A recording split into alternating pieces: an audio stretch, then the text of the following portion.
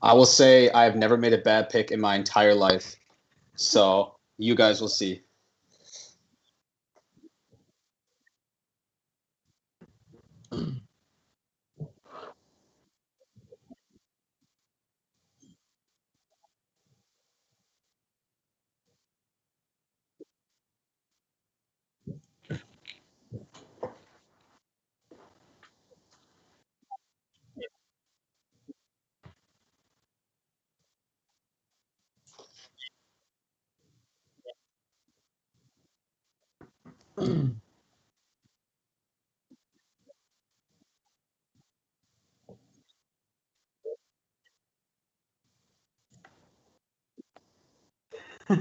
So is there a timer for this? I don't think I have enough time to make this pick. No. There's no timer. Okay. All right. Okay, so this may come as a bit of a surprise, but with the first pick in the 2021 NFL Draft, sponsored by DraftKings, the Jacksonville Jaguars select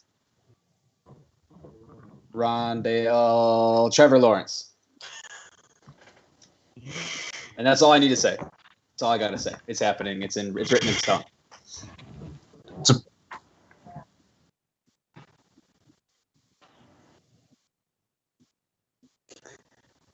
I was just going to ask if anyone wanted to make their points. It seems like a given at this point. You know, Gardner Minshew might be on his way out on the trade block because I think they had also signed Mike Glennon as their QB2. But, you know, this is a new era. It's Trevor Lawrence time. I will say Gardner looks great, though. He's doing well in the fashion game. He's going places. He's not done. He's not done in the NFL.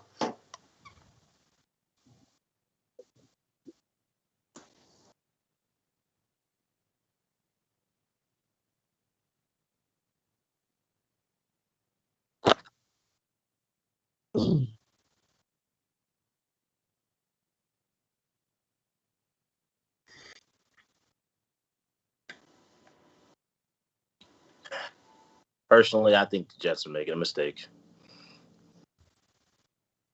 By drafting Zach Wilson. I mean, I thought Justin Fields is easily the second best quarterback in the draft, but I don't know. Zach Wilson has proven. I mean, if you look at the list of teams he played in college, he played a single Division I school that was anything. So we'll see how it works out for the Jets. I hope they like this, but Sam Darnold's got big things coming in Carolina. I think the first two picks are pretty much givens as well. But I think the third pick, this is where it really starts. And I've had multiple conversations. Darius, I've brought you up a lot on our podcast. You know, the recency bias. I'd like to, you know, it's really stuck with me because you make a really good point. But this is where the draft starts, and I'm really glad that you have this pick because you and I have had this debate for so long. You're on the clock, buddy. San Francisco 49ers, who are they taking? All right. Well, I don't know. The 49ers, they traded up a lot for this pick. So they have their eyes on the quarterback. The reports are that Kyle Shanahan wants one guy and John Lynch wants another.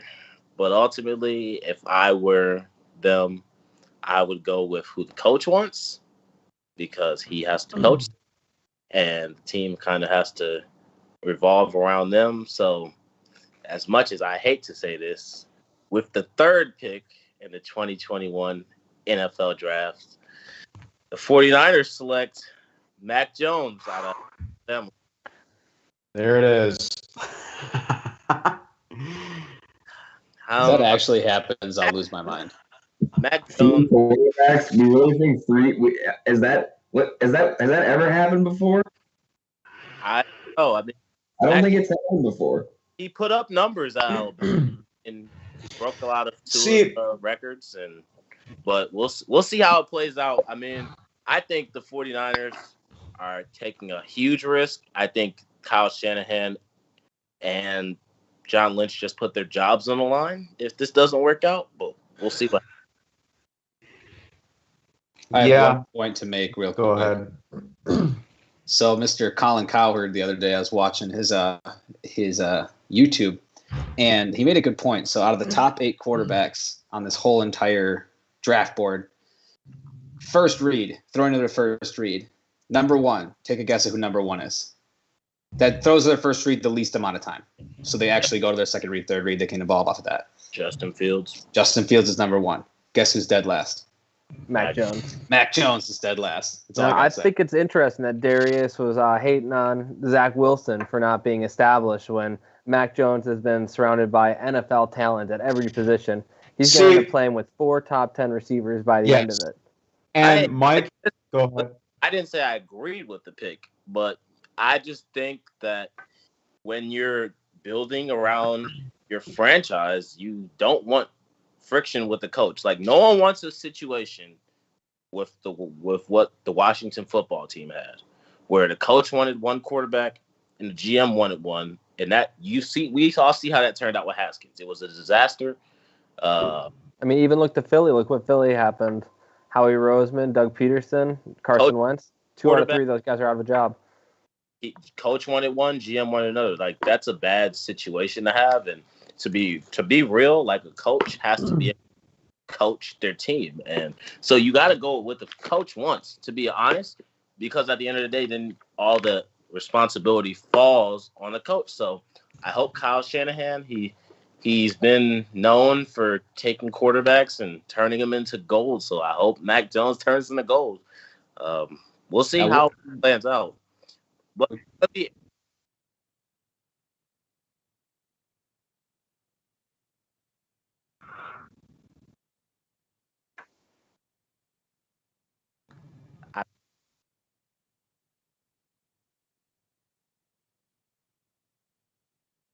I don't know, man. I don't think they thought that. I don't think Mac Jones would have made it out of the top 10 and where the 49ers are picking. And I feel like they might have gave up way too much. But, I mean, if I were them, I would have taken Fields. But with what's available, and I guess with the coach that they have, and if he can turn Mac Jones into another version of greatness, I guess, or whatever, then I guess it'll work out. But we'll see, because I'm interested to see what they do with that, how fast Jimmy Garoppolo stays, where he goes, if he moves. But we'll see. It's going to be interesting. Darius, I got a question for you before we jump off of this pick real quick. So is this a lazy move by Kyle Shanahan? So we think about Matt Ryan, think about Jimmy G. You know, there's 2 kind of pocket quarterbacks that don't move very much. Matt Schaub as well. Yeah, list. Good point. Is he just like, I don't want to change my playbook. I just kind of want to pick a guy who's about the same as everybody else. I just want a new face. I think if you're looking for overall talent, you go for Justin Fields. Didn't he work with RG3 back in Washington, though? I mean, he's had history with mobile guys. Yeah. Kirk took that job. I think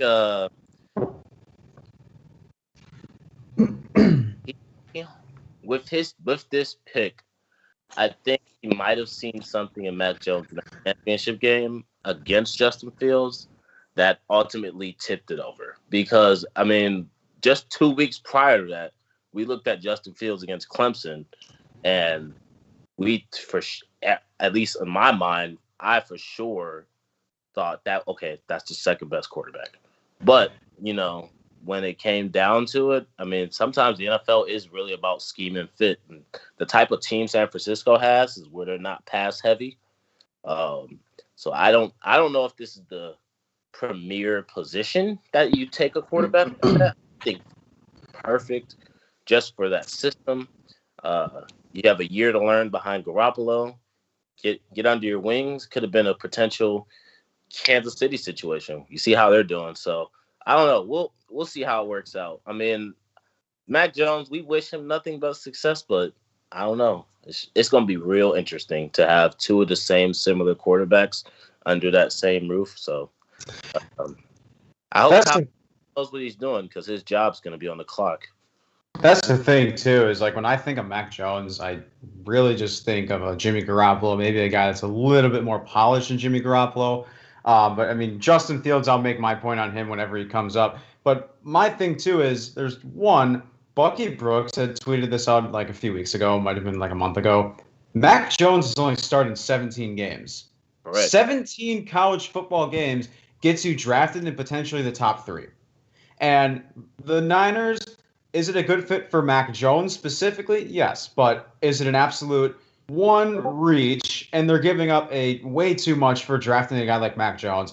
Another thing I wanted to point out as well is Mike nailed it right there. When Mac Jones was spoiled with talent, at one point, Mac Jones last year, when Tua got hurt, he had a Najee Harris, Brian Robinson Jr. backfield, Henry Ruggs III, Jerry Jeudy, Jalen Waddle, and Devontae Smith receiving core. Like, he has been spoiled. He's been spoiled with protection, elite protection. So, I mean, I like the fit for Mac Jones. I don't like it for the Niners, but I can see why you picked him there. Right. Like I said, it's all about scheme. But if I were Kyle Shanahan, I mean, you better get him on the field fast, or the 49ers fans are at the gate. And it's going to be, no matter how great of a coach you are, you just gave up your future for him. So he better be good.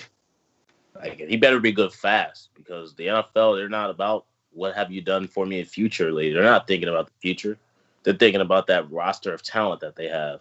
I mean, Richard Sherman's going to leave, but you have Nick Bosa and that defensive line still pretty solid. You got the linebacking core, Fred Warner, and that defense is still pretty solid. So, I mean, they were riddled with injuries last year on the offensive side, but you still got Mostert, you got Ayuk, you got Kittle. Like, they better make this right, because if they don't make this right, Kyle Shanahan he's gonna be maybe looking for a new job. We'll see.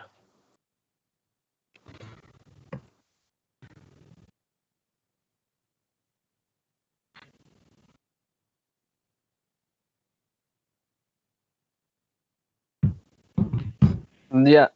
I mean, I think Matt Ryan, I mean, he's getting old, but his salary cap is locked in. I mean, it's going to be hard to move off his contract for the next 2 years. I mean, I have reservations, and I'll share them after this pick. But at the 4 pick, I think, in all reality, Atlanta's probably trading down from this pick. But I think with this pick, they're going to be making Kyle Pitts a new Falcon.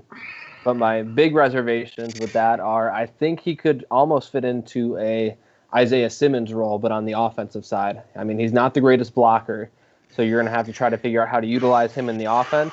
And you have the new offensive coordinator in Dave Ragone, and it's going to be real interesting to see how you line up a guy of that size that isn't an excellent blocker in the NFL.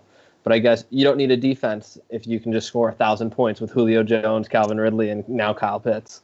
Ooh, hold on. Let me. All right. That pick, it's interesting. I think the Falcons could go 3 different ways. Mm-hmm. Really?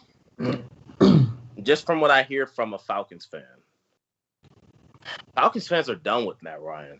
Like, as much as they had to say, like, they're still holding on to that 2016 loss. Like, he was the MVP. He was up 25 in the biggest game of his career, and he blew it. Kyle Shanahan blew it, but he blew it as well.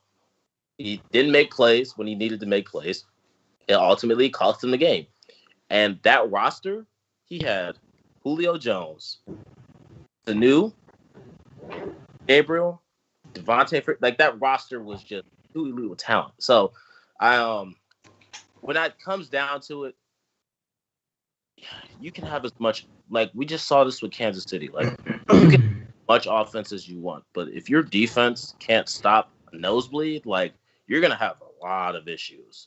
I mean, but how do you handle a Matt Ryan $40 million cap hit after next season if you let him go? I mean, you just can't swallow that. Right. But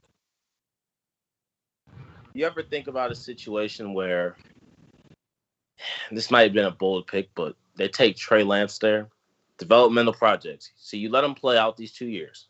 Trey Lance is a quarterback that has, and talk about Trey Lance more once we get to that pick, but quarterback with a lot of upside, but not a lot of playing time, and we don't really know what Trey Lance is going to be. But the upside is so tremendous, and you don't have to start him right away. He might just need a little bit of development. You take Trey Lance there, you give him to watching a quarterback like Matt Ryan, and you potentially just get your defense right, get that secondary fixed up. I mean, Kyle Pitts, like I said, generational talent, like one of many tight ends. Like, he's going to instantly come in the league and be lethal. And as much as that would be great for Atlanta with Julio and Ridley and Kyle Pitts, like, that offense would be great. Like, if you can't stop defense, like, that's so we'll see. But I don't know. I would have either traded down or took Trey Lance. Mike, you ready to give up on Hayden Hurst that fast? I think Hayden Hurst will be a great backup tight end.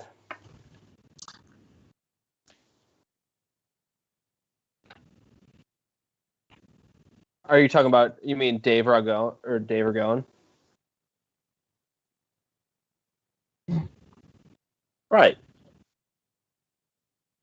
Honestly, No. Mike, go ahead. I was going to say, Ragone was also in the Chicago offense, which I know they utilize tight ends as well. He's been in Tennessee. I mean, he's been in offenses where tight ends have been prominent.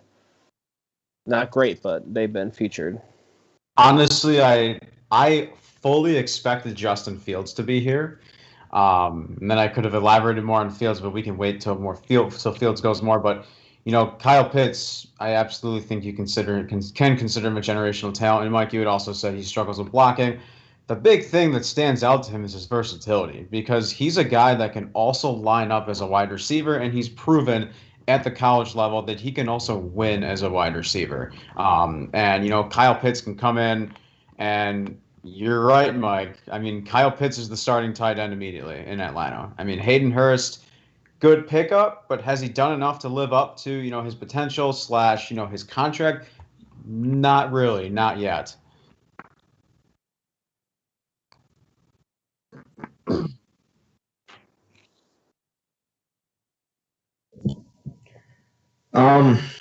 We gotta give Joe Burrow some help. I'm gonna take Jamar Chase. I believe Jamar Chase is going to be better than all the receivers in the draft last season. Wow. Including Jefferson, including CeeDee Lamb. I just think you need to give Joe Burrow. He deserves Jamar Chase. He deserves Jamar Chase on his roster for the player he is for the Cincinnati Bengals. They're building a team. He needs Jamar Chase. I won't add on to James, though. They have Jonah Williams coming off an ACL tear, I believe. I mean, he's coming back. I mean, he's a pretty decent left tackle. I don't know. I'm pretty sure everyone else who wanted Penei Sewell, but James, I think it's a terrific pick. Right, but Penei Sewell is not going to come in and replace Jonah Williams. You need two tackles, Jonah Williams and Penei Sewell. I understand the Jamar Chase pick, but this receiver class is insanely deep. This shakes up the draft, because now I have the 6th pick, which we'll get to, which I think turns into best player available. But, I get the Jamar Chase pick. They don't have A.J. Green anymore. He's gone to the Cardinals. And they now have, Jamar Chase and Tyler Boyd. And I think Chase and Darius, which one of you had points to make first? I'll go first. Okay, let's just start at the most obvious here, is that Joe Burrow, which your first round number 1 overall pick, just tore his ACL because of one reason, and that was that his line is no good. It's no good at all. But yes, Jonah Williams is coming back. But like Sam said, you do need 2 tackles. Now also, Penei Sewell, there's been rumblings that he is working out all the positions right now, I think besides center, because he wants to be the most versatile offensive lineman in the draft, which he already was, in my opinion. I don't know how you can't go Penei Sewell here, just on the fact that, you need to help Joe Burrow out, but you got T. Higgins, you got Tyler Boyd, you have weapons. I mean, you got Joe Mixon as well, who can catch out of the backfield. I mean, I don't know. I highly disagree. James, I like you, obviously, but I don't like the pick. Don't like the pick. I mean, listen, you guys are saying the same things that I thought about, and that was the offensive line.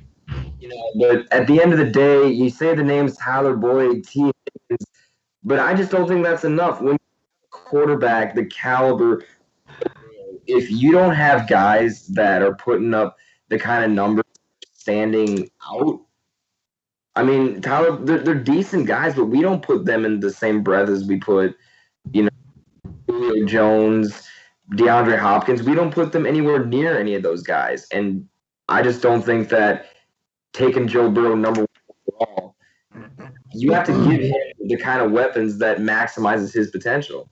And when I look at Jamar Chase, like I said, I think he's going to be the best receiver we've seen in two deep draft classes of receivers in a row. I believe you give the number 1 overall pick the best one in those 2 years, which But couldn't you get like Kadarius Toney or something late or second, probably early That's second. my issue. Is like this class is like deeper than last year's, and it's deep enough where you could wait until potentially even the second round. I mean, there's even reports coming out, which is maybe why you factored that into it. Jamar Chase is Joe Burrow's trying to recruit Jamar Chase. I personally, for the Bengals, I don't understand how you cannot go offensive tackle first. They don't have depth. Jonah Williams is coming off of an injury, like Mike had said. Actually, he played through this is his third season. But yeah, I see Darius has a point, so I'm going to let Darius share his thoughts before we move on to the Dolphins pick. Oh God, James. All right. I won't keep going on to the points of what everybody else said, but exactly. Mike Greenberg, I watch Get Up a lot, and he said something the other day, or made a take that said something like, if you have linemen or playmakers, you always go the linemen, right? And the linemen are hard to find. Like, they're hard to come by. Like, let's be real. Like, how many linemen that come out of the the draft actually make it in the NFL and are good? Not that many. Not that many. Playmakers, have you seen this wide receiver class? Like, this wide receiver class is deep enough. And can we all be real? Can we all agree on something? Cincinnati is not ready to win right now. Like, this is a move you make if Cincinnati is ready to win right now. They're not ready to win right now. What do they have on the defensive side that will get them to? So I get it. Joe Burrow has experience with Chase. They would make their offense so much better. Like, I get it, but I think more in terms of development. And I'll give you a perfect example of development. The Eagles a couple years ago, I want to say like 10 years ago, like, they took Lane Johnson with 4. Like, over some great talent. Like, there was so much talent in that draft, but they took Lane Johnson at 4. And a lot of people were mad about that. Look what Lane Johnson, even though when I would use recent history, but look what Lane Johnson turned. And then you just got to also think about a lot of Super Bowl winners that have won. They haven't had those top tier receivers. Like, the Eagles. Which Super Bowl teams are you watching? Like, past two have been star-studded wide receiver groups. Right. But let's just be real. Can we agree? It is possible to win without top tier receivers. Like, perfect example of my team. They didn't have top tier receivers when they won. They won with Jeffrey, Torrey Smith, and Nelson Aguilar, who are, if I remember correctly, one's retired, one's on the Raiders, and one's cut. And that was their top 3 receivers. But because they had a great offensive line, they gave Nick Foles protection. Running game, they have Joe Mixon. Cincinnati can be in a very good position if they build evenly. But like I said, I mean, I don't think it would be a move where if Chase got picked there, Cincinnati would be upset. But I definitely think it's the wrong move in terms of development, especially when you have a rookie quarterback. The point I'm gonna make, and like I said, you can go really either way here because they just need bodies at this point on offense.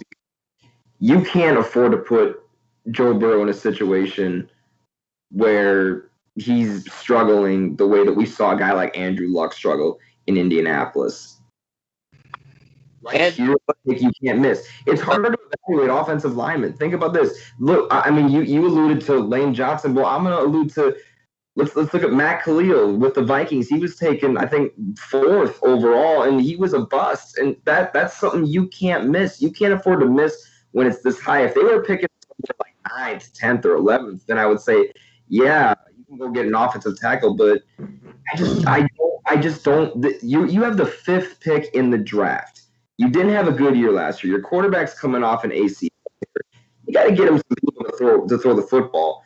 I don't think you can miss on this pick. And with offensive line being a hard position to scout, you have to miss that receiver too. You can miss that receiver too. Like, yeah, but they have and you can't ignore the connection with Joe Burrow and Jamar Chase.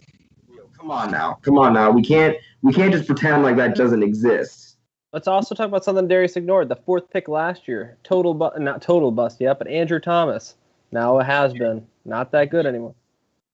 Yeah, I mean tackles aren't a sure thing, and you look at teams like the Packers and the Patriots who draft offensive linemen late and turn them into studs. I mean, the second round is going to have Samuel Cosmi and Alex And Leatherwood, that's another tackles. point too.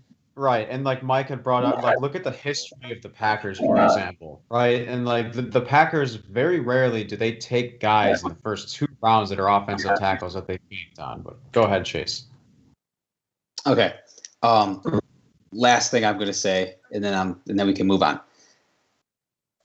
How are we just going to be like Jonah Williams coming off the torn ACL? He will be back to first round potential right away. Right.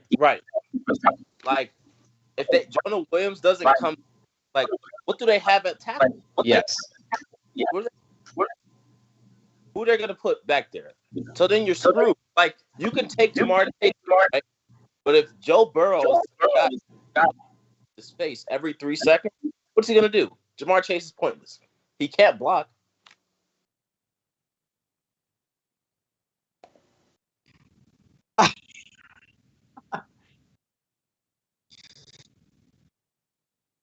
So this is immediately turning into best player available. I'll be honest, I was hoping Kyle Pitts would fall here. And I'm going to say this again. Maybe this is from a frustration from a Mike Gesicki fantasy owner. And, Jeff, we had talked about this 2-3 weeks ago. We were discussing the first to top 10 picks. And I said, how about Kyle Pitts to the Miami Dolphins? But, Big Mike took him. So, we're gonna take Penei Sewell. And they traded for Isaiah Wilson, and they ended up cutting him. And they traded him for like a 7th or something. And if they could have really turned Isaiah Wilson around. Unfortunately, he had like I said struggled with off-field issues. They had Robert Hunt. They drafted out of Louisiana last year at guard. They could have kicked him out at tackle. But now you have Penei Sewell, and now you have players coming out and saying I don't believe in Tua, which I think is just absolutely blasphemous. I know there are other people in this group right now that are higher on Tua specifically than I am. I don't think Tua is a bust, but I think if you truly believe that Tua is your guy, you are going into 2021 with Tua as your guy, and especially if you have Penei Sewell on the board. And yes, there are reports that before we went live that the Dolphins are now shopping. They're getting calls for their 6th pick. But if you have Penei Sewell on the board, you do not hesitate and you take Penei Sewell. And I think that immediately turns into best player available.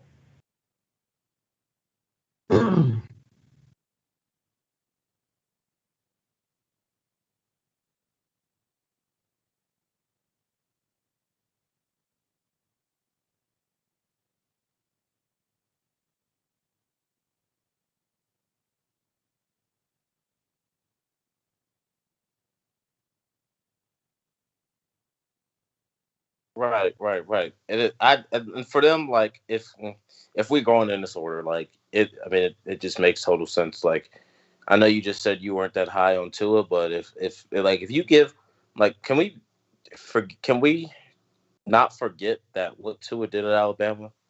Like, Tua was one of the best quarterbacks Alabama has ever had. I'd argue he was the best quarterback. No, I agree. Yes. At that moment, like the games he played, he had a rookie season. Like, let's just be real. Like, he just had a rookie season. Coming off an injury, he didn't he played well for what he could do. We also can't fault the Dolphins for benching him for Ryan Fitzpatrick. Like, that was a mistake, in all honesty. Just, you take a guy's confidence away as a quarterback and you take him out and then you throw him back in like that. But besides that, if you don't have the targets available, there's an argument that could be made for maybe they go wide receiver too. But if Chase is off the board, I mean, like you said, it's definitely best. I definitely agree with this. Giving them some tackle space. They did just sign Will Fuller, and there are plenty of wide receivers left. So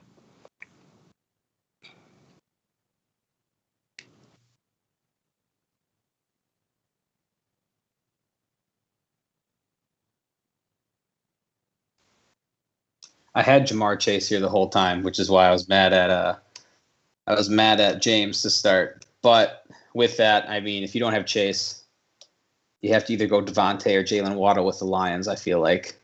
I honestly don't know which one I would take. I probably would take Waddle, but I think that the Lions will take Devontae Smith with this pick. I think they're going to go off the Heisman bias. He's a little small for me, but he's obviously got the speed. He's got the talent, the skill. I think they go receiver no matter what, and whoever's the best receiver on the board. And I think that their board would probably go Chase, Smith, and then Waddle, personally. Yeah, I think they have to go wide receiver here. I'm sorry, someone was going to make a point. I think they have to go wide receiver here. I think you could potentially entertain the idea of Micah Parsons, but they lost both Kenny Golladay and Marvin Jones. They only have Tyrell Williams on a 1-year deal, and Quintez Cephas. Honestly, he played a lot more than I had expected him to his rookie season. I think we might see a lot more of Quintez Cephas, and I think I was talking to Darius about like who we thought Chase was going to pick with this Lions pick. And at first I was like Waddle, but then I was like, I don't know. Maybe it was Jeff I was talking to. It's like I really don't know. But yeah, I mean, I think Devontae Smith for the Lions. I would personally go Jalen Waddle, but I think the Heisman recency bias would make sense. I mean, I don't think they can go wrong either way. I mean, let's just talking about Detroit here. They have Jared Goff as their quarterback. We'll see how that lasts. But if I were to go like Chase said, I don't know. Like recency bias is key. He is a little small, but Devontae Smith put up some numbers just throughout his career. Jalen Waddle did the same thing. Personally, if it was my choice, I would go with Waddle just based off of what I've seen, even though there's that injury that you always have to worry about. But it wasn't an injury that was career-threatening or serious enough to never make him the same type of player again. Right. I don't know. I mean, personally, for me, I'd go Jalen Waddle, but I don't think they can go wrong with Smith either. There's also interesting debate, and I want to hear some of your guys' take on this. I know we haven't had Trey Lance off the board, but you guys think, just entertain the idea that Trey Lance could fall there as insurance for this Goff. I think Detroit's just so far in the hole on lack of talent where, I mean, I don't even think they think about quarterback here. I think they think about trading back first and foremost. I mean, you can have a good quarterback, but if you have no one around him, it's going to be a waste of a pick. And you're going to be, I mean, you want that rookie contract right as you're about to hit your peak. And they're at their bottom, not even close to a peak. I agree fully with what Mike said. I mean, they have to deal. I mean, I think if they don't take Waddle or Smith, I think they should trade down. We got Micah Parsons still on the board. I think, like I said, they can entertain the idea. But this team is far from being a winning team. Dan Campbell, a.k.a. I've said this numerous times. Jeff knows that. Adam Gase 2.0. But he's on a 6-year contract. And, I mean, I find it very hard to believe he's going to last 6 years. I can see a potential quarterback, for insurance, but definitely not in the first round. I just don't see Trey Lance biting kneecaps, and that's just not a quarterback that Dan Campbell's going to want. Right.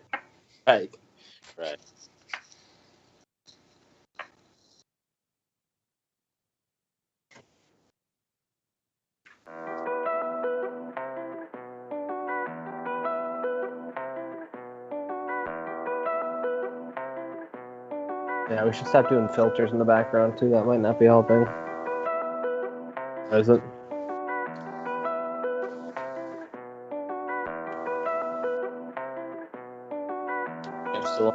Yeah, did the together mode mess it up?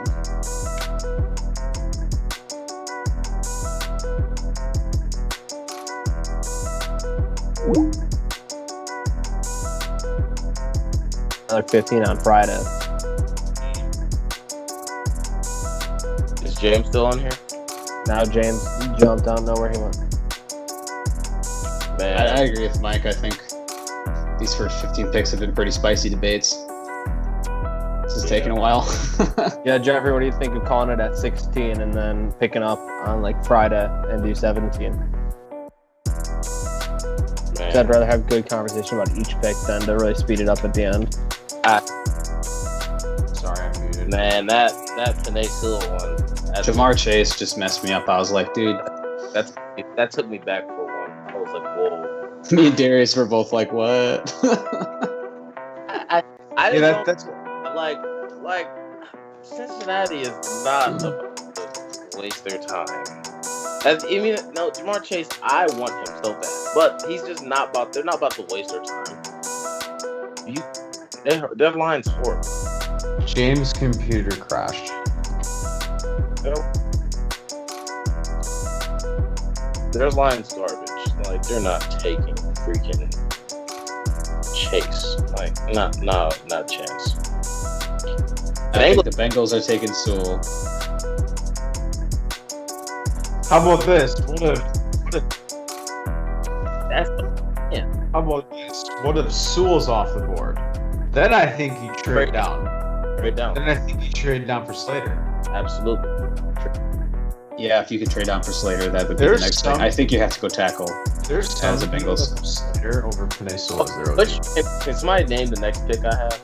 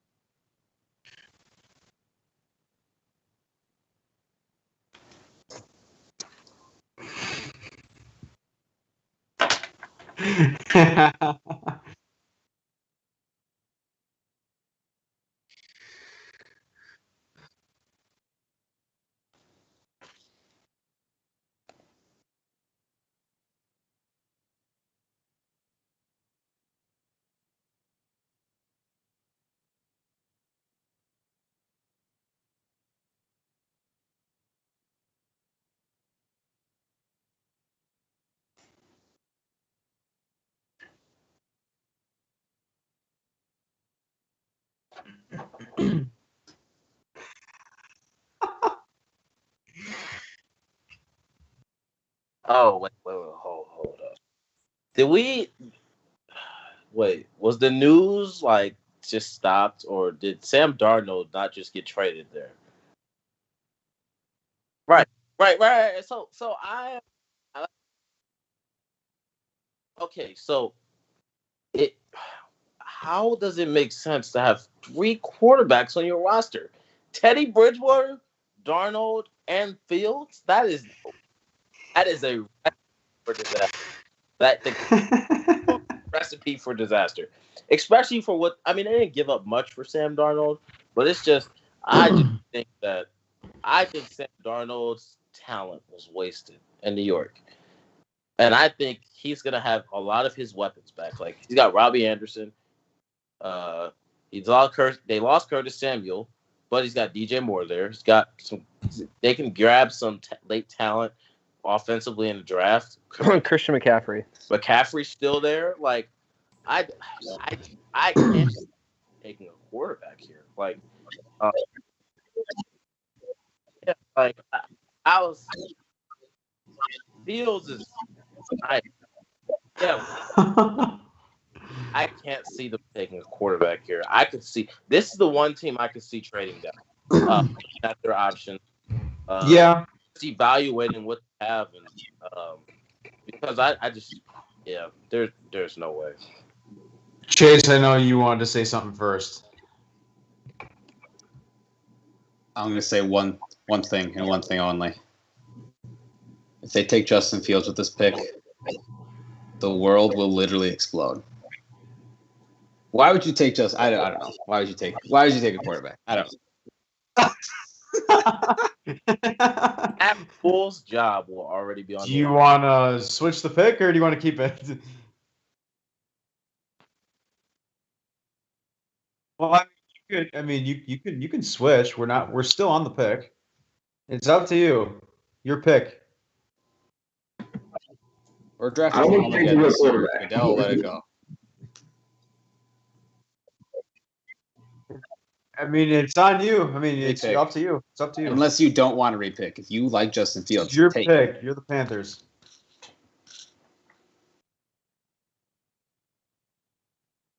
They were rumors. They weren't true.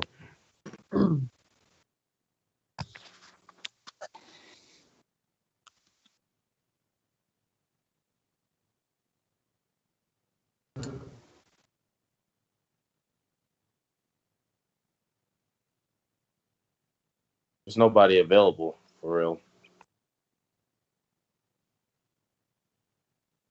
There is one person you could pick. That would make a lot of sense. Wow. Justin Fields. No, I actually do think Justin Fields makes a decent amount of sense here, though. I mean, you got a limited window with the best running back in football. I mean, you got to take advantage of it while you can. So, if they thought that was a good idea, then why did they trade for Sam Darnold? Hey, better have two quarterbacks than none. I mean, insurance policy. When have we seen two quarterbacks work? I mean, you haven't seen two of them like this one. I mean, you see Green Bay. Green Bay had two. And we're going to see Green Bay have two more. Really? That's what we're doing?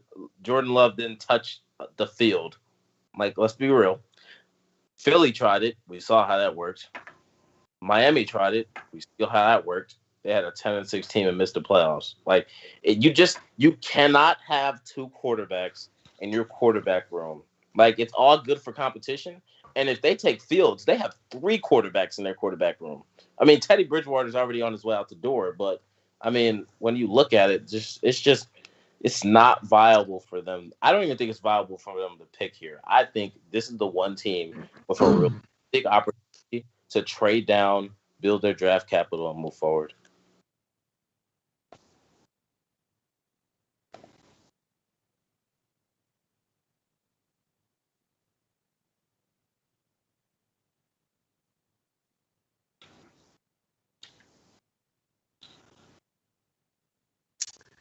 Interesting.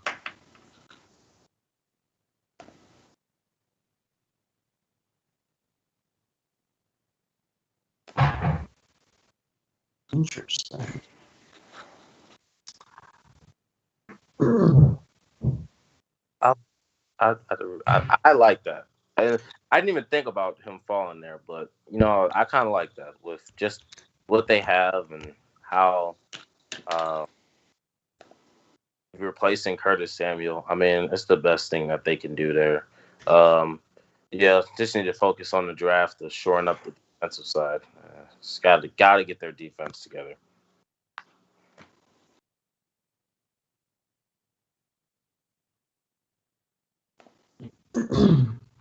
All right. Well, Denver has two options.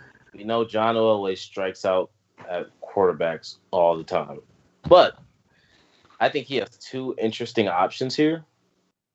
I I don't think he could go wrong either way. But if I were Denver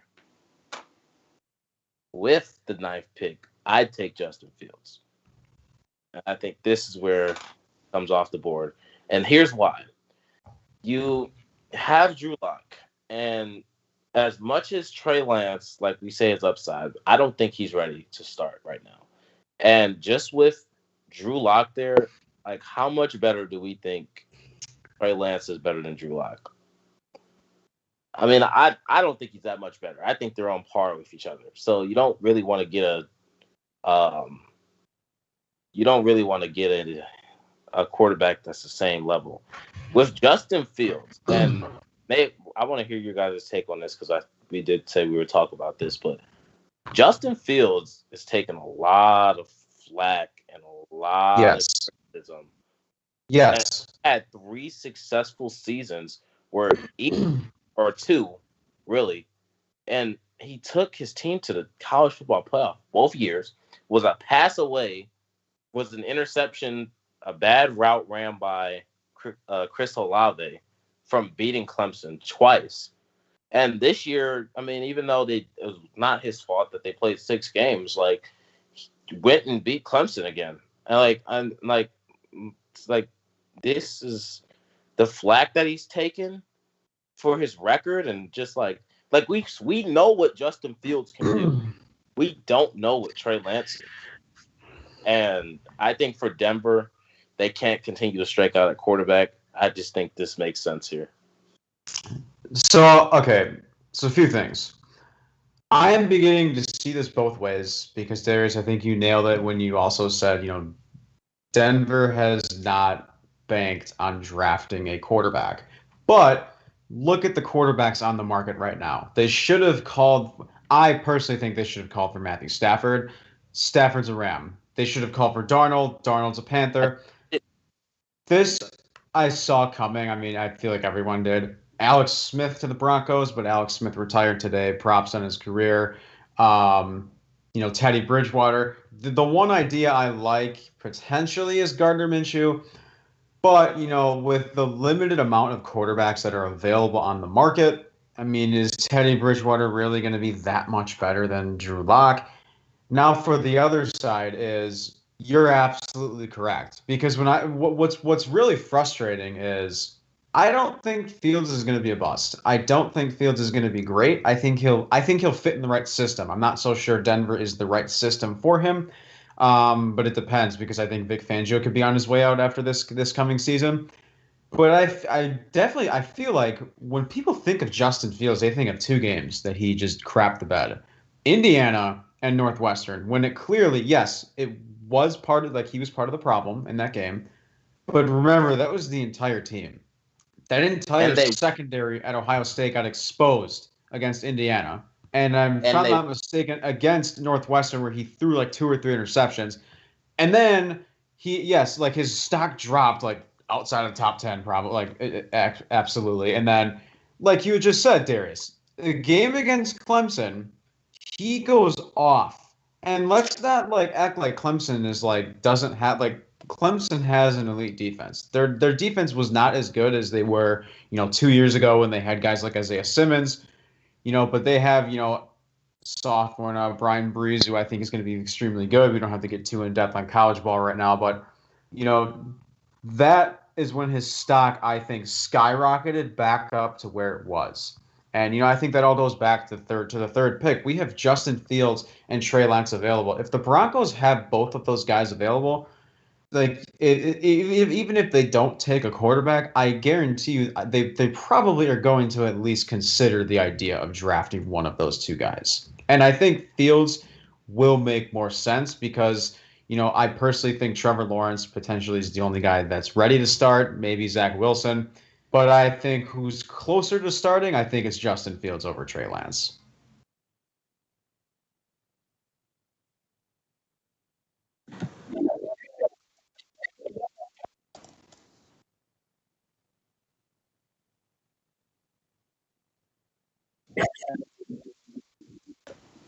I mean, I think where they so like to be honest, like we also got to remember that John Elway did just give up his GM duties, so he's trying to not be involved in the process.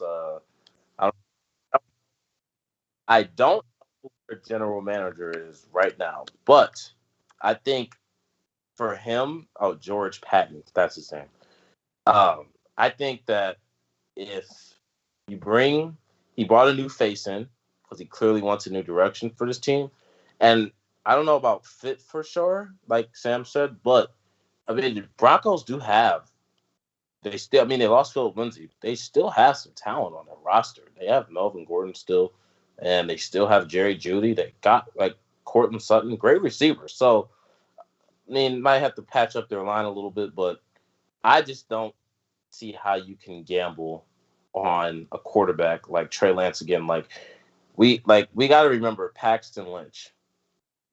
Like everybody was talking about Paxton Lynch being this surefire quarterback, and I don't know, he's not in the league.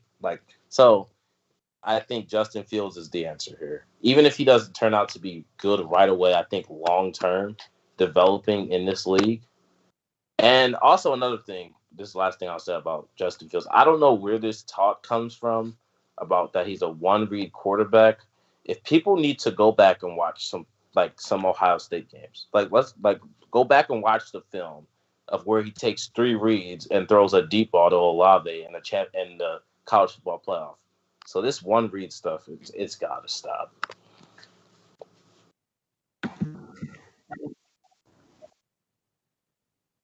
Yeah, I think Dallas definitely needs to go defense here. People are gonna laugh at me here. I'm gonna go Kwity Paye at 10. I think a lot of people think Surtain here or J.C. Horn, but for me, when you look at the depth of edge rusher, they need someone on the other side of Lawrence. Lawrence is getting up there in age. When you look at the depth in the second round and when they're picking for edge rusher, you're not seeing a whole lot. You're afraid Gregory Rousseau falls, and he's a shoddy prospect at best, kind of like A.J. Espinoza last year. And then you look at the corners available. You got Tyson Campbell. You got plenty of depth at corner in the second round coming up. Plus, you got Trayvon Diggs, and you got to see what he's got. Yeah, I'm gonna be so unbiased here, but as an Eagles fan, I love when the Cowboys make mistakes, but I don't disagree with you here. As much as they need corners, I think their defensive line, they need help. They're not getting any pressure. If you get no pressure, you're leaving those young corners on the island anyway, and I don't care what corner they take. There's nobody that's going to be able to stop. We got to just remember the NFC East just bolstered up wide receivers. Kenny Golladay is there now, and Curtis Samuel, and all these speed guys. And, you got to be able to get pressure on these Hurts and Daniel Jones and whoever Washington rolls with. Right now it's Patrick, we'll see. But, for me, it's just I think they definitely must go defense. And I see them. I could see them doing that. I don't think they could miss here. As much as because they offensively they have the talent. The talent is there. Dak's returning. Their run game with Pollard and Elliott should be solid, but their defense was probably the worst in the NFL, and we all know that it starts on the edges. That's where the game starts. So there's 2 guys you left on the board. I was a little bit surprised. Pat Surtain, like you said, and remember, we still got Rashawn Slater on the board. But, I honestly think edge makes sense. And, the edge class isn't that deep. And, Mike, you bring up a really good point. When where the Cowboys pick in the second round, there's guys that are going to turn into these raw prospects. I've seen a lot of reports on it of Joseph Osai. I've seen a lot of different opinions on a guy like Joseph Osai. I think Kwity Paye makes sense. He's an athletic freak. They don't have depth at all over on the edge rusher side. I think the pick makes sense as well.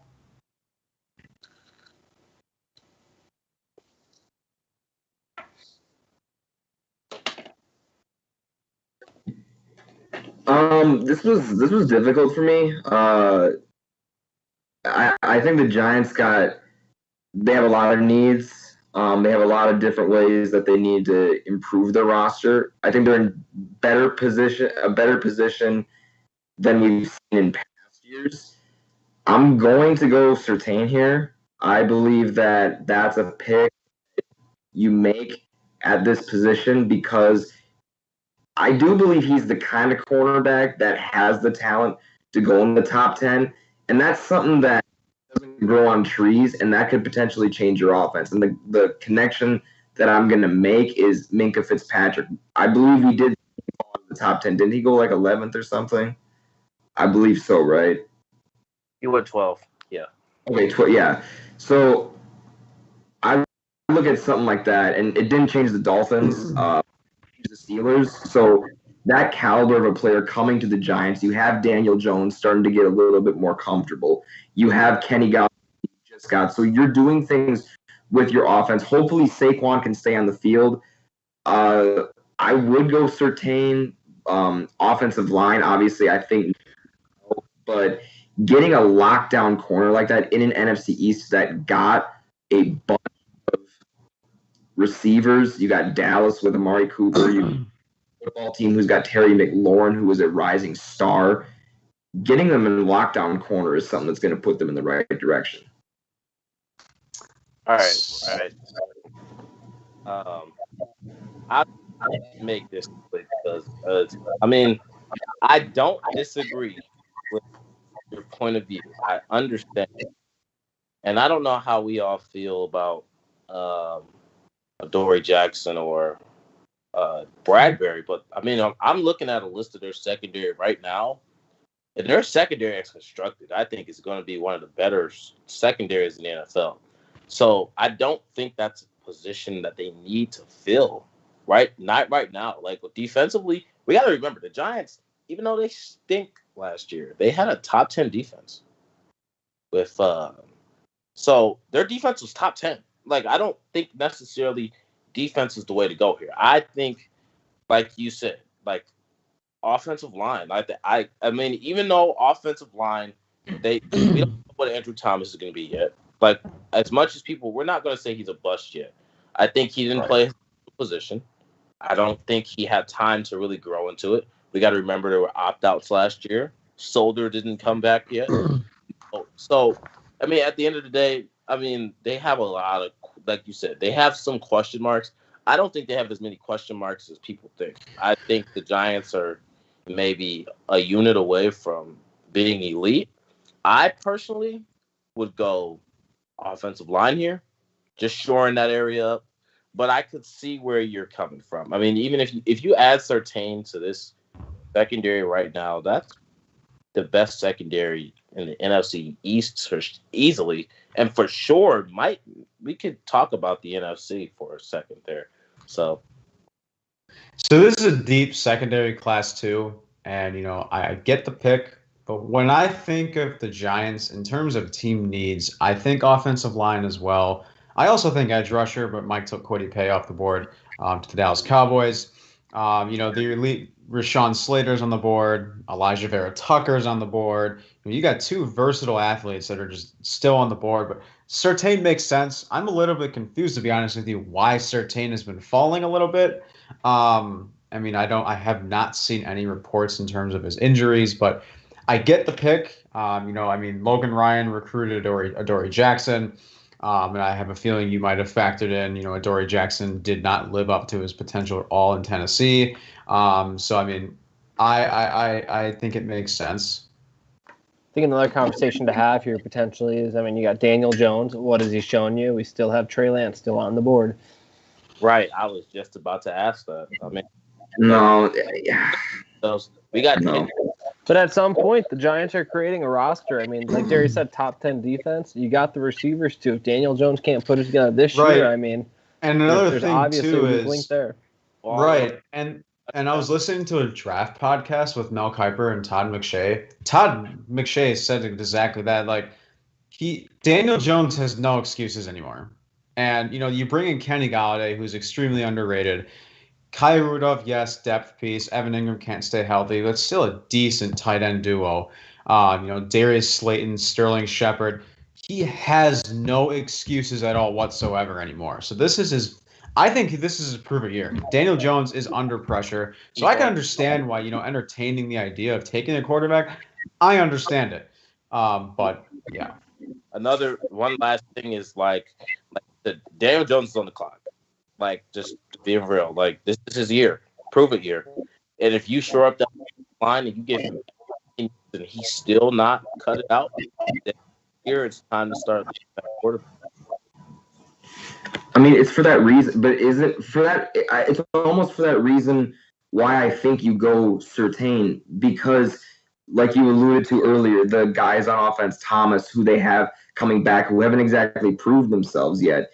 If you really believe Daniel Jones is your guy, and you got these pieces coming in on the offense, and you bring in Surtain on defense to a defense that might be looking like it's on the come up. So could you be thinking maybe a playoff run? Look, the NFC East is wide open. So the Giants should be thinking division champions this season, and anything less is a disappointment. So wouldn't you want to do something that puts you in more of a championship level position, since you're in a division that you should easily win if you're in your own mind?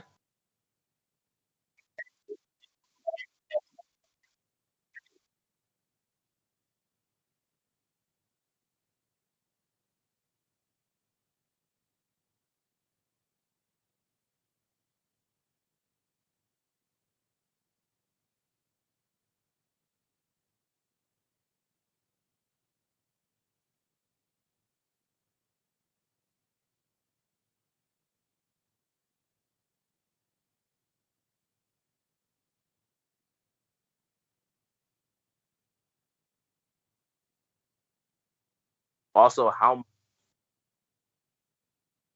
much is too much? I mean, if your defense is top 10, you don't need to continue to add. You do have to consider, though, they were playing in the NFC East, so that does have something to do with the defense being so good. You're in a division that's, what was the football team's record? They weren't even 500. So I mean, the last thing I'll say is they beat the Seahawks, made them score 5. All right. Yeah. Very interested. This is interesting because Waddle and Smith are both gone. Vera Tucker and Slater are still on the board, especially now you have Jalen Hurts to protect and your offensive line's getting old. But I'm going to go defense here, and I'm going to go Jeremiah Owusu-Koramoah.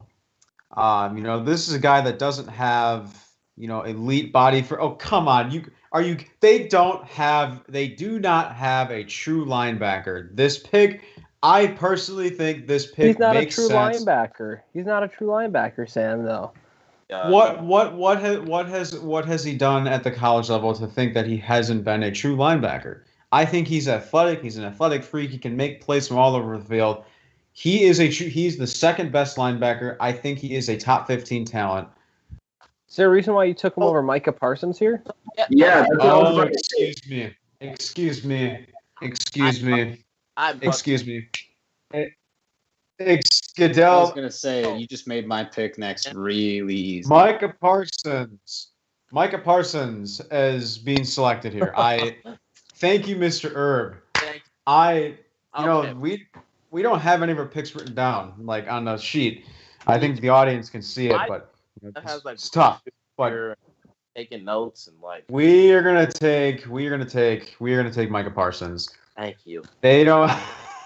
Okay, I don't think any of us will have a comment on this pick. Great pick, Sam. Let's move on. So, So how about Micah Parsons, Smith, and Waddle off the board? Absolutely, I'm taking Koramoah. Absolutely, he's top 15 talent in my opinion. He's the second best linebacker in the draft. But Micah Parsons is on the board. I mean, this could potentially turn into the best player available. Micah Parsons, I think, could turn into a steal. Hey, what's up? It's the only pick they could consider if they don't have those people on the board or they trade down.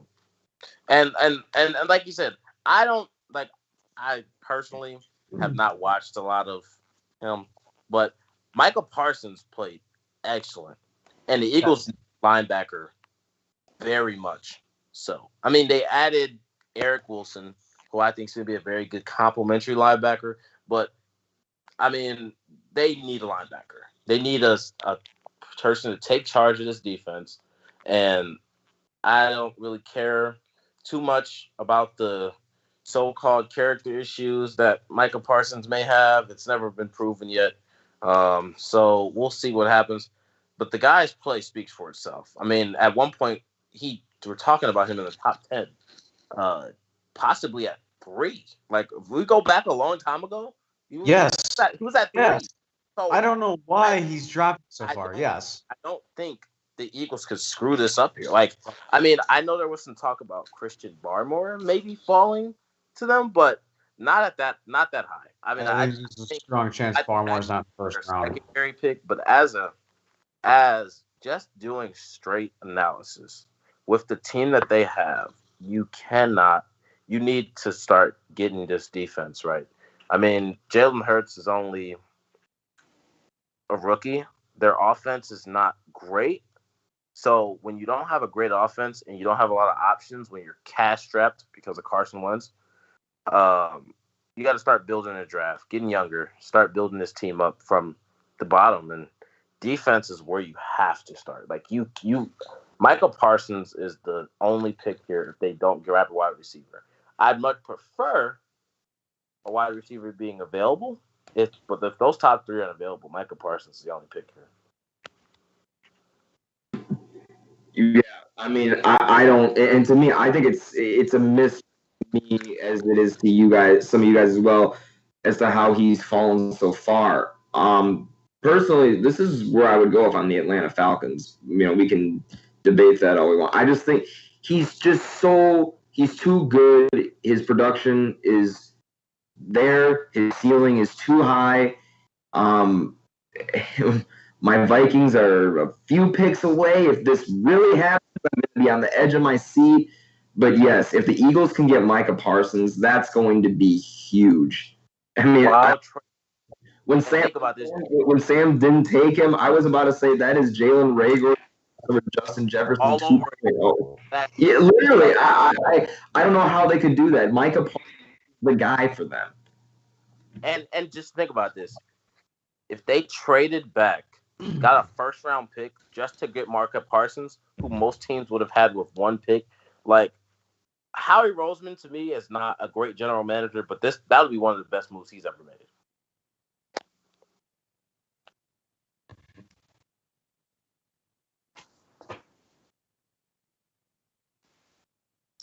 This is the easiest pick besides Trevor Lawrence. Is anybody going to be surprised if I say Rashawn Slater here? No, not at all. Okay, I don't think we need to even discuss it personally. It's pretty much a slam dunk, easy pick. I mean, he needs, I mean, you have to protect your quarterback. Rashawn Slater has been seen as a top tackle in the draft by some analysts. I think Daniel Jeremiah was one of them. I mean, I guess a question for you guys is, between Penei Sewell and Rashawn Slater, we don't need to go too in-depth on this pick, how close do you think that margin is? Between the 1 and the 2, because, yeah, I agree. I really don't think it's that far. I'm still taking Penei Sewell, but teams are going to fall in love with, the ability that Slater can play all 5 areas of the offensive line. And they need to protect Justin Herbert. And this would be a slam dunk pick if he's there. Penei is a tier S tackle, which is like S for super. And then I would say Slater is like A minus, like right behind. Not much, though. I would actually put Slater at the top because of what Sam was saying, that we're all the different things that he can do. And with the game evolving the way it is, I believe that that's going to be more and more of a must in the years to come with the offensive line. Now that he's off the board, I can say this is who I was considering for the Giants instead of Surtain. and this is who I really, really want the Vikings to take, but knowing the GM, they will not take an offensive lineman in the first round. But it's just, this is a great pick. Justin Herbert is a talent that I believe is going to be in the NFL for a very long time. He's going to put up some great numbers and MVP down the road for sure. So get him some help, and that's the easiest, quickest, and most obvious way to do it. I think too, Slater, oh, sorry, Darius. I was just saying, especially when he doesn't have Anthony Lynn anymore. I think Slater, though, you look at the defenses he's going up against in the Big Ten, nothing compared to what Sewell faced. You talk Big Ten football, you're talking in the trenches. Sewell kind of had a cakewalk in some of those games when you look at who he was playing against. Right.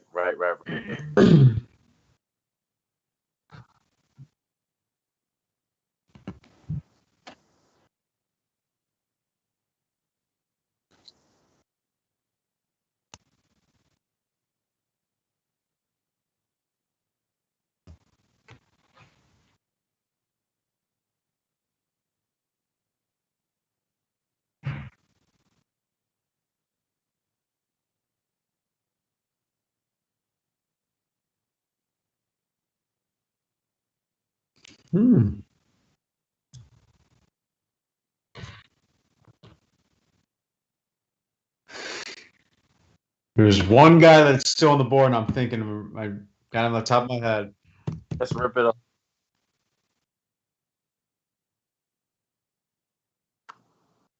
Man.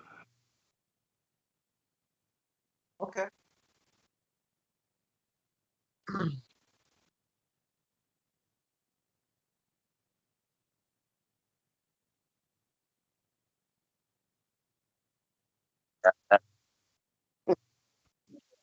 Mobile quarterback, that's not very mobile. Don't give the man a compliment. He is the Tin Man. Okay. I love having people in here that just aren't Packer fans, so like we can just hear like multiple perspectives.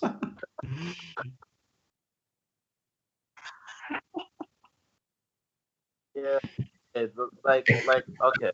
With that, I don't think they could go wrong. But I mean, this is a pretty boring pick for them. I mean, they need it, but I'm gonna offer a twist here. Don't you dare. I'm gonna offer a twist here that you got to think about. Why not? Like Kirk has what, a year left on his deal? No, he just signed a big extension with a bunch of guaranteed money. Not quarterback. The Vikings secondary is awful. Caleb Farley's still on the board. Jeff Gladney is now, he turned himself in too. What do we think? Isn't Sir? Oh no, he took Surtain. Farley's still on the board. From a Vikings perspective, what do you think? Caleb Farley, 14? Is that something you would consider? Let's wait. Let me rephrase. Let's rephrase that. Caleb Farley or J.C. Horn at 14. I think Caleb Farley is the topper. Maybe. I think that's fair because I think the injury hurts Farley's chances because we might see Horn taken first. And really, like, is it really going to be that surprising if J.C. Horn is, going to be the first corner off the board? I don't think it is. I mean, either way. I mean, it doesn't really. I don't think right. Off, but I just want to hear James's perspective about a corner possibly going up 14. I mean, you see, I think shutdown corner is top 3 most important positions in today's game. But I'm going to be real. The Vikings have needed to be taking offensive linemen in the last 6 or 7. The offensive line has been the Achilles heel of this team dating back to when Teddy Bridgewater was the quarterback. We have not been able to protect the quarterback whatsoever. Rick Spielman has been absolutely horrendous. Since he has been in Minnesota, he has only produced 1 Pro Bowl season out of an offensive line, and that was Matt Khalil. 1 year. The lack of acknowledgement of this guy's inability to draft offensive linemen is so understated. And at this point, I hope we get Matthew Slater because I think he's the best talent in this draft class at the offensive line position. But at this point, anything with offensive line at the end of it is a good thing for the Minnesota Vikings because they desperately need it with Kurt, Dalvin, Jefferson, Thielen. Because I do believe that this is a team that can make a Super Bowl run if this defense stays healthy. I think offensive line is definitely a safe pick here. I think another position you can absolutely consider, along with corner, is the edge rusher because they don't have depth. And if you look at Danielle Hunter, there's reports Danielle Hunter might even hold out. And, you have Gregory Rousseau on the board as well. So potential of Gregory Rousseau, Danielle Hunter, barring, if Danielle Hunter ends up, being like active playing week one or if he ends up holding out. But I definitely think offensive line is a safe pick here as well.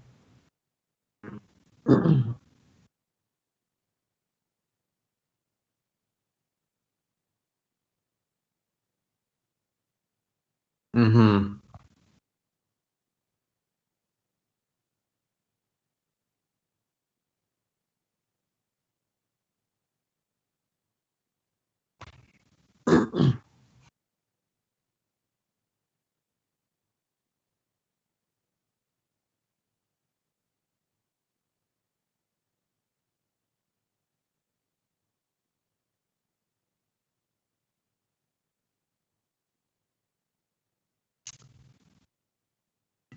Darius, I feel like I know what you're picking, but this is going to be an interesting one. We got 2 picks left, so we're going to do the top 16 today. Later on this week, we're going to be doing the second half of the first round. Chase and Mike are working men, so they work hard. They're out of college. Congratulations, but Chase had to leave a little bit early, shortly after his pick for the Chargers. Because he's got to work in the morning. So, glad Chase was able to join us. So, Mike, not Mike, excuse me, Darius, you're on the clock, man. Oh man, let's see. So many different directions we can go here. But I mean, I think this one, I don't know. I know we're not doing trade down, so Are you forgetting about a quarterback still on the board? I know we're not doing trade downs here, but all right, we just got to think about this. I got 3 names that I'm thinking of, and Trey Lance is one of them. But continue. I mean, they have Cam Newton, and with the quarterbacks that are left on the board, I'm not sure if he would do this. And I wish we could trade down because I have somebody that I'm sure would trade to this spot for him. Wait, a team that would trade up to this spot? Can we flip-flop the 2 teams right now? Is it Washington? Yes. I think you just got to make the pick here as New England. I think New England takes this guy. No-brainer. If I make the pick as New England, I don't know if he's gonna come off the board somewhere here. I'm gonna put Trey Lance here, and New England needs a quarterback too.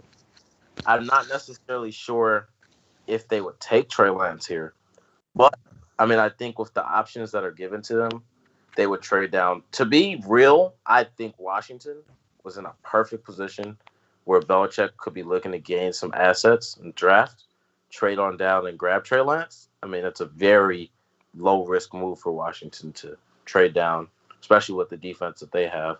And Ryan Fitzpatrick being their number one guy.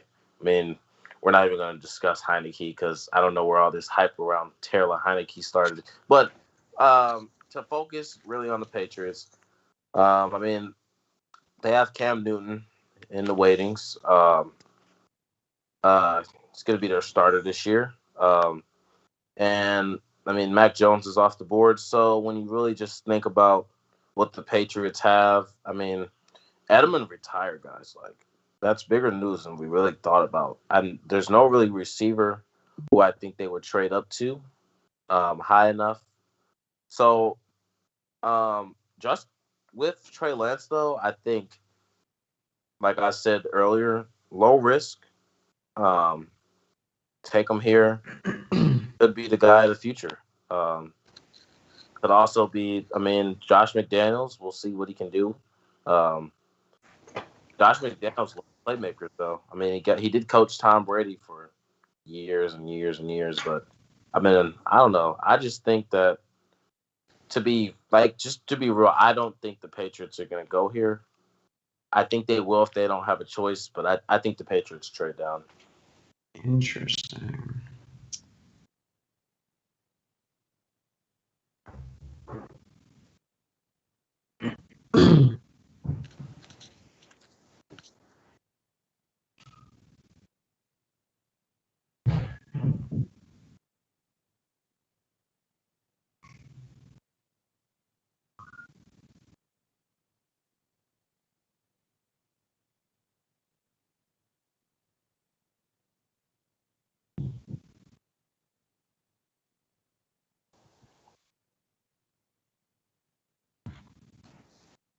Mm-hmm.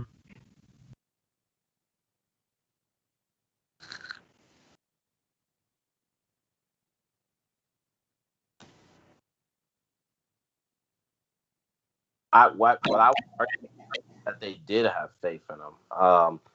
I would argue they brought him back for that reason, just because, we had to think about the season Cam had before that injury. They were doing pretty well. Even with the lack of talent that they had, they were 2-1. So I would like to see Cam Newton in a full season, given the opportunity to fully develop without the COVID issue. Also, the Patriots had a lot of opt-outs as well. So I'd like to see Hightower and everybody come back and let's really see what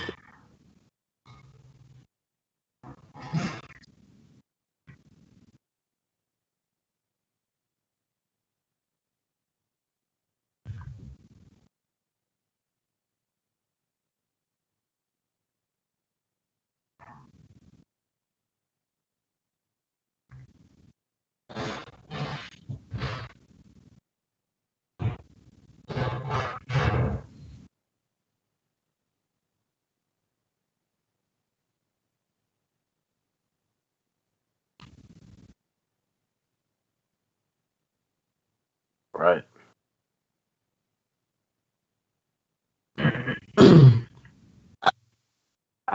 Before we went on, I think James had something to say.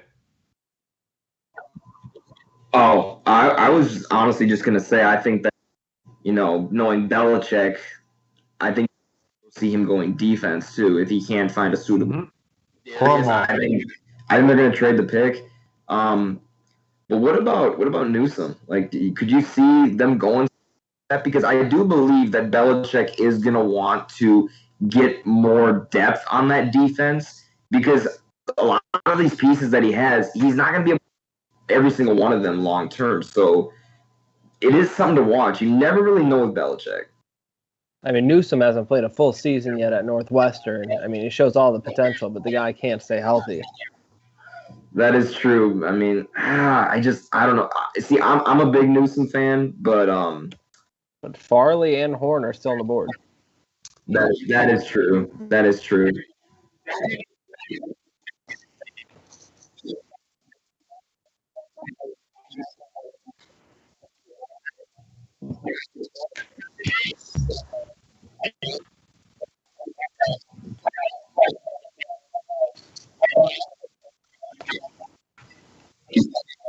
Is Gilmore going to be back for the start of the season? Is he going to be back for the start of the season? Because that could be something to. There were trade rumors. That's pretty much where it's coming from. Because if they are trading Gilmore, which I highly doubt, because Belichick is a huge fan of. But if that does happen, we'll definitely want to get corners on that roster.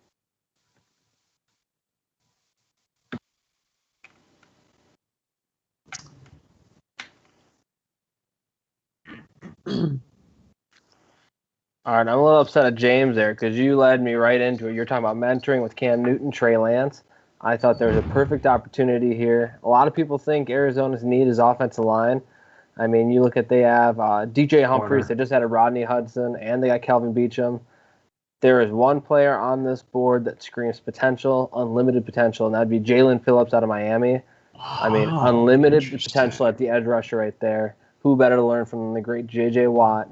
You solidify that defense, add him on that defense. I mean, offensive line, a lot of these guys that you're seeing here, I've been preaching it. I mean, this offensive line class is deep. You're finding guys in the second round who can be impact guys. But I look at their offensive line right now, and I mean, I think it's top 20 in the league. I mean, you got Pugh, Hudson, and Beecham and Humphreys, Marcus Gilbert, and you still have Jones from last year, who was very highly touted but dropped during the draft, and Murray's a mobile quarterback. And we've seen mobile quarterbacks really don't need that great of an offensive line if you look at them across the NFL.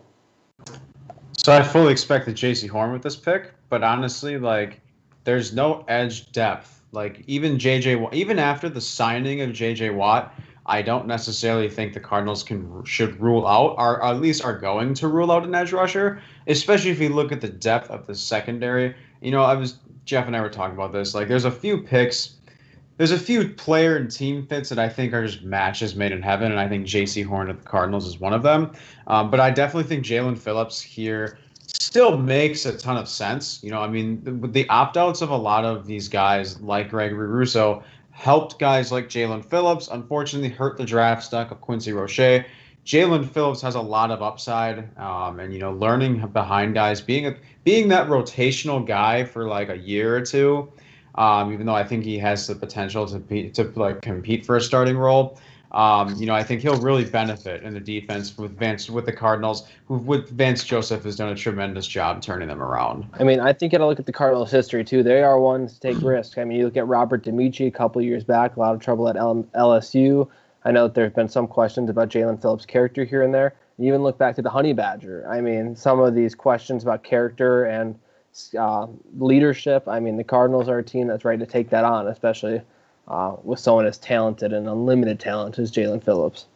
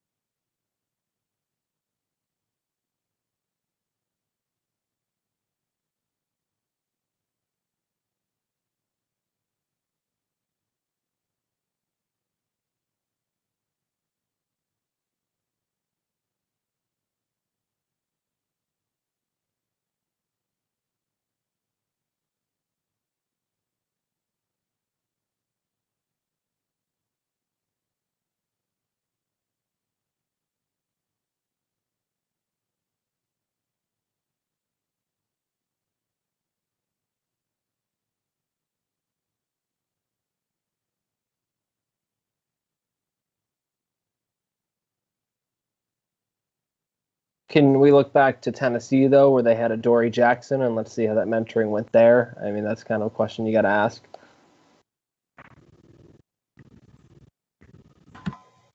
I like that. I mean, personally, I like the pick. I agree. Actually, he might kind of surprise me, kind of reminded me. I agree with that selection because I do think J.J. Watt is a guy that is ready to step into a mentorship role. And this is a Cardinal team that is looking to take a step up.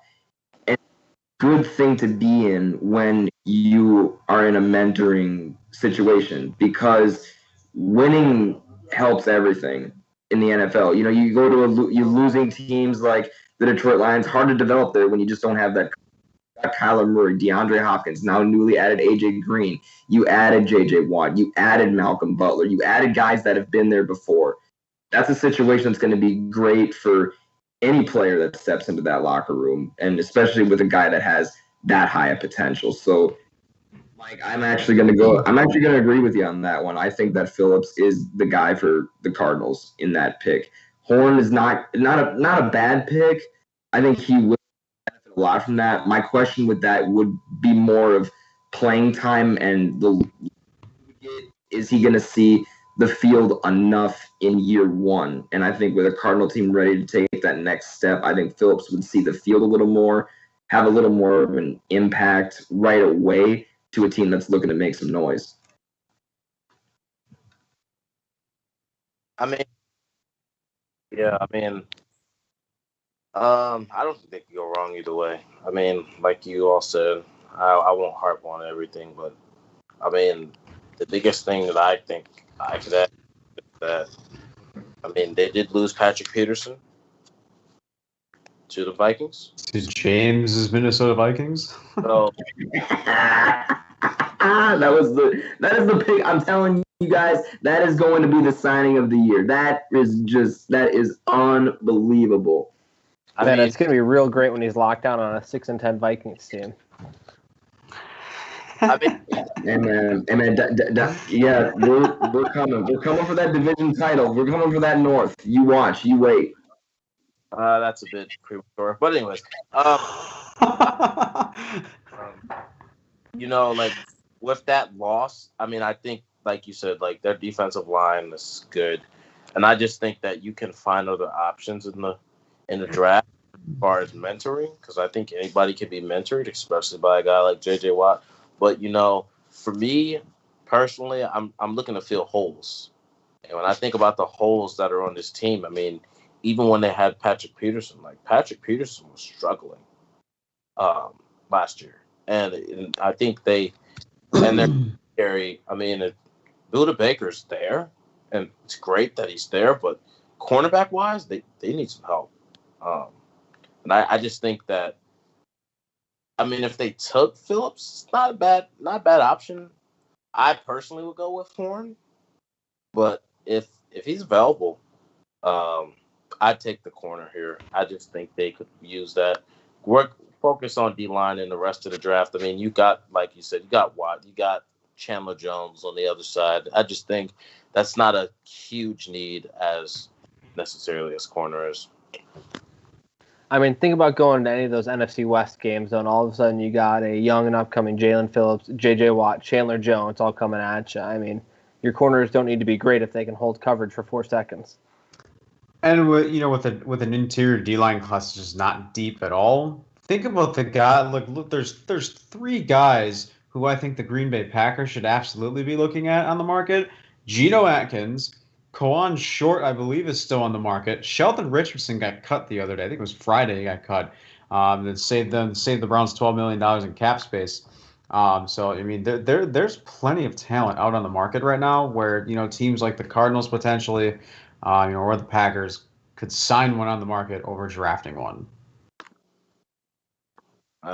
Packers might take another quarterback. Who knows? To be seen in part 2. Take a backup running back for me, please. No, not him. Just take somebody that nobody knows. Yeah, I'm forgetting about. When we talk about the Cardinals too, I just think there's more free agency in the edge. I mean, Everson Griffin's a free agent right now. Like there are free agent guys who could come in a short term and make a difference. Just for winning now. I mean, I think the Cardinals are in a very win now situation, and I think if you want to win now, I mean, a rookie's going to be nice to have developed and potentially impact your team in the future. But for a win now situation, I mean, like I said, I personally would go corner. Build up that cornerback room, get guys that fit that, get a younger secondary group, especially with Buda Baker. But yeah, they can't go wrong either way. They just can't miss the playoffs again. Or Cliff Kingsbury's on his way out. Cliff Kingsbury's gone.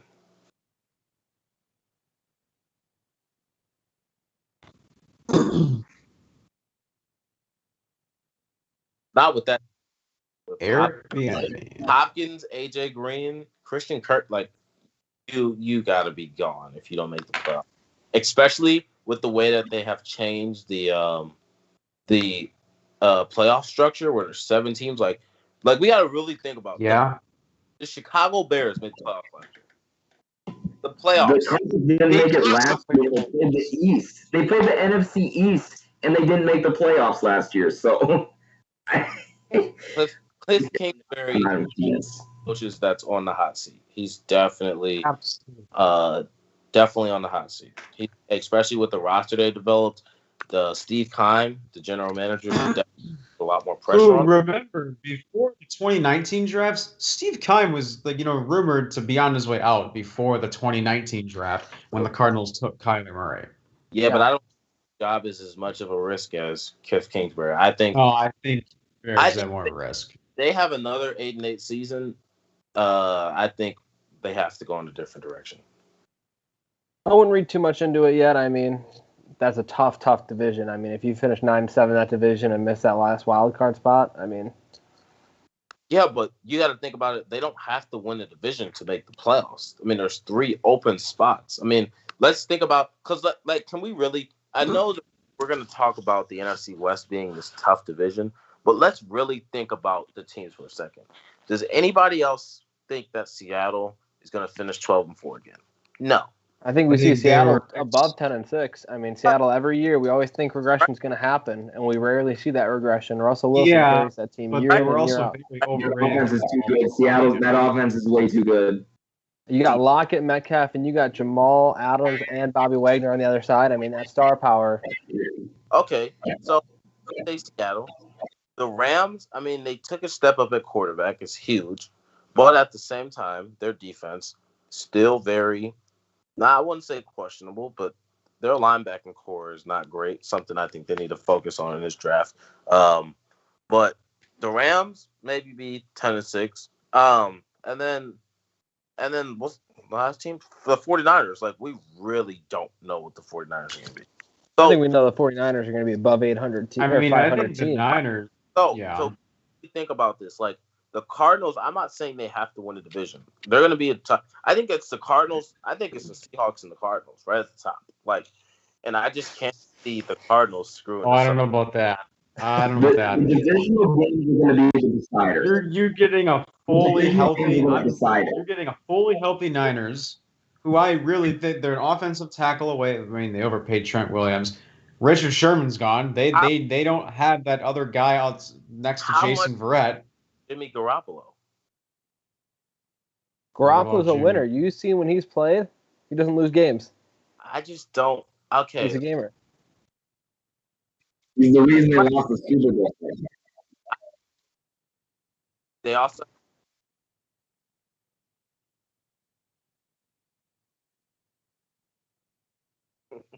Got behind Mahomes.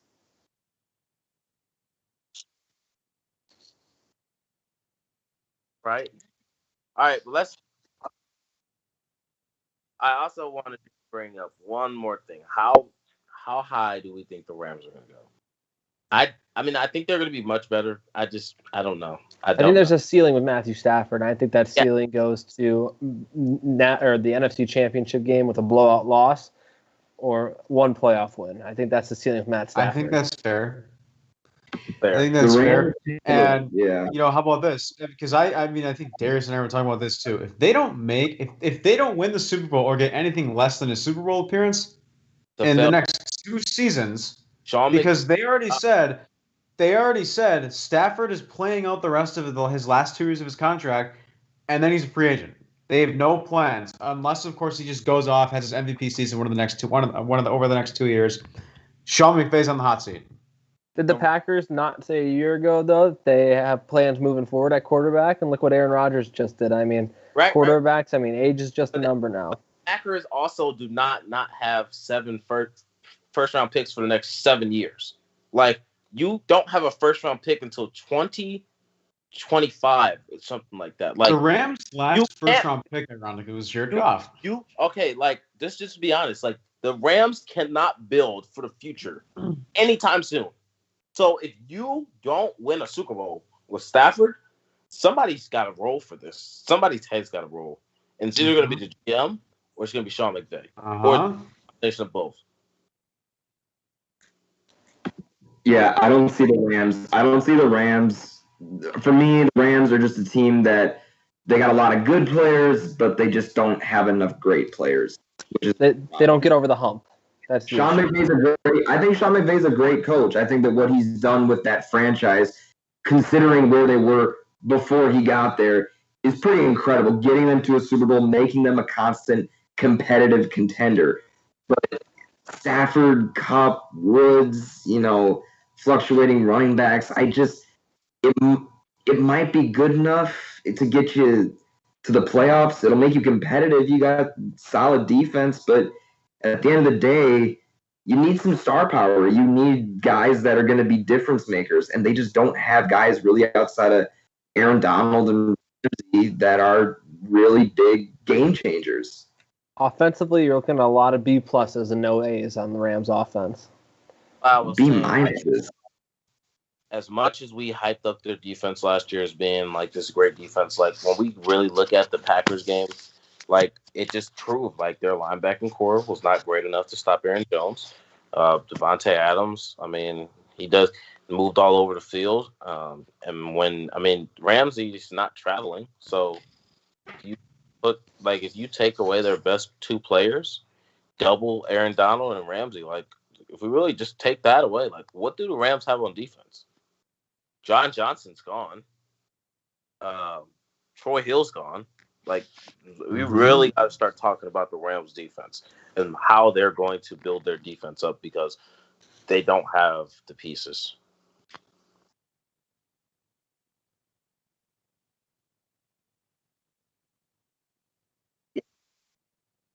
Right. Awful. Just behind Gilmore.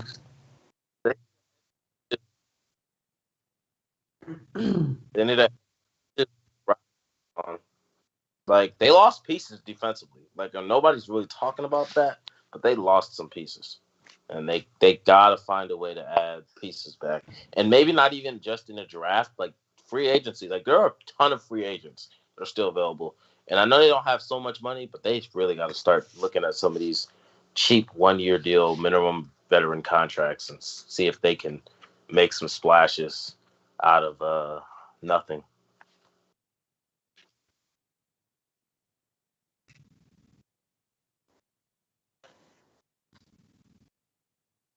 I think we're good. I think we'll see y'all later this week, right? Yep. I can't wait for some Packer discussions. Oh yeah, we'll be in depth on That's that when the one. voices are really gonna get raised in the room. Right. I also want to gauge just for the next time, we do have to start talking about Aaron and the direction. I think that's a whole show in itself. Yeah, I think that deserves an entire show. Yeah.